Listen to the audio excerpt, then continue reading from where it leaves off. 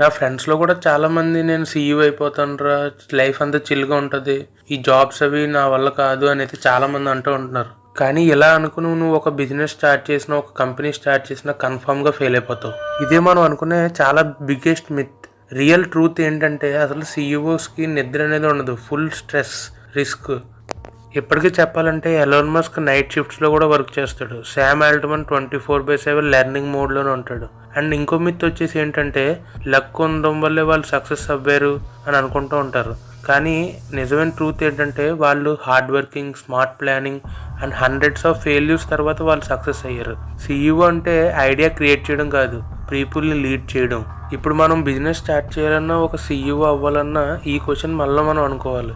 నువ్వు స్టేటస్ కోసం సీఈఓ అవ్వాలనుకుంటున్నావా, లేదా ఇంపాక్ట్ కోసం లీడర్ అవుదాం అనుకుంటున్నావో నువ్వు ఒకసారి క్వశ్చన్ చేసుకో. నువ్వు ఒక బిజినెస్ ఎంపైర్ని బిల్డ్ చేద్దాం అనుకుంటే నీకు కావాల్సింది బిజినెస్ ఐడియా కాదు, బిజినెస్ మైండ్ సెట్. అలాంటి బిజినెస్ మైండ్ సెట్ కోసం నన్ను ఇప్పుడే ఫాలో అవ్వు. Let's rock together.